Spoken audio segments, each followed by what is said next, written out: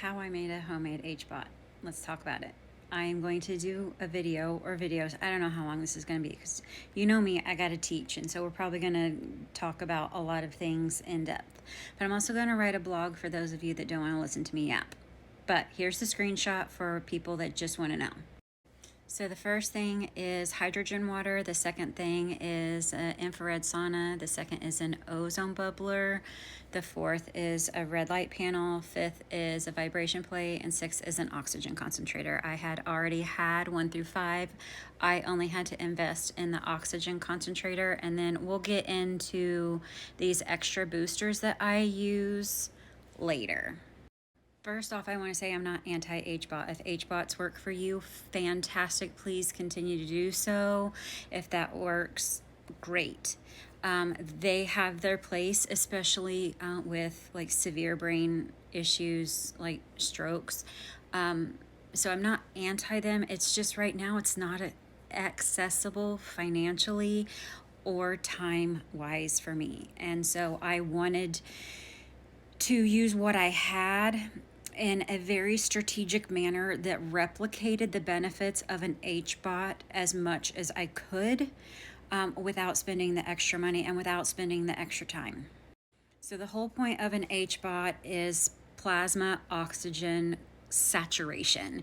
So it uses a pressurized approach to force oxygen into the tissues, and that oxygen creates a healing environment. Where I'm at in my nervous system regulation journey, we can't force nothing around here. Not a thing, not a single thing.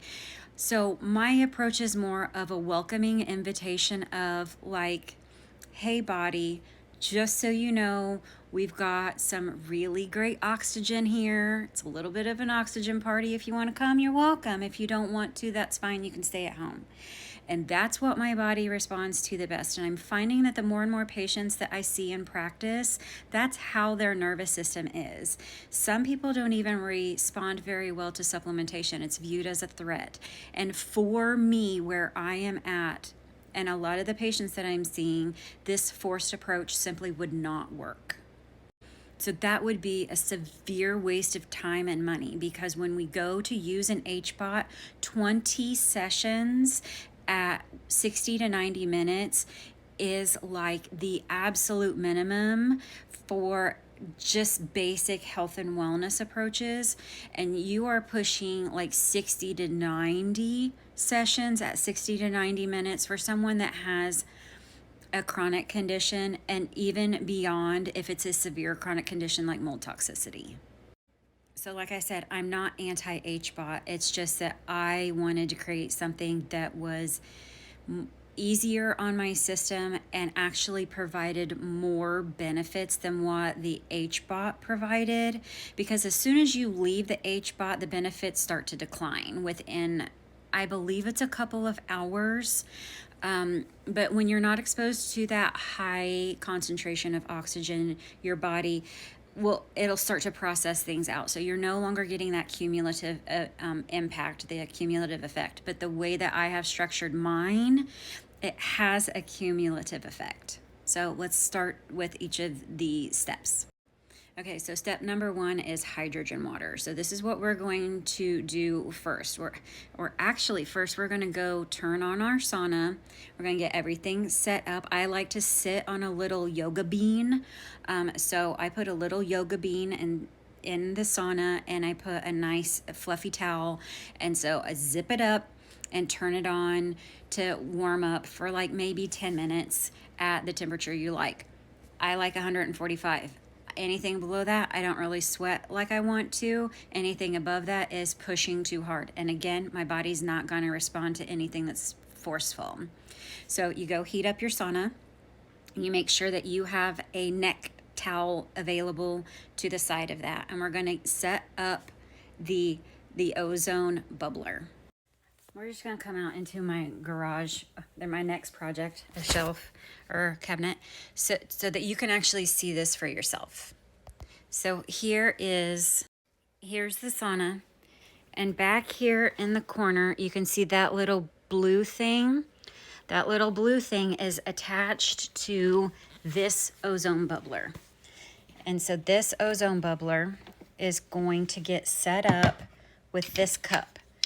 So see, between minimum and maximum, we're going to fill that up with water. Ozone requires water. You have to put it through water for it to become like available gas. So what we're going to do is we're going to see, there's the bean. I put it down here on the bottom so that I'm fully submerged in the ozone, or in the infrared sauna. And I do that for about 20 to 30 minutes. It just really kind of depends on how I feel that day. Sometimes I have a bad mold day as far as those lingering symptoms. They haven't popped up in a while. Knock on concrete. So 20 minutes is fine for me right now. And then when that 20 minutes is up, what we are looking for is a wet body. We want sweat everywhere because, again, ozone needs water. So it's going to use the water on our skin from the perspiration to enter the pores into our body, but we cannot breathe ozone. So we're going to get the chair out. We're going to pop our little head up right here. It's got this little flap right there. And this is why you need the neck towel. You're going to get yourself situated in here, and you're going to put the neck towel around here because we don't breathe ozone. We don't breathe ozone. Then as soon as we're done with our sauna, we're going to come in here and, oh, sorry, I probably should put my laundry up. Turn on our red light panel. Sorry, buddy. And sit on our vibration plate. And then we're also going to get out our oxygen, and we're going to put that up our nose, and we're going to breathe in. This unit does 93% oxygen.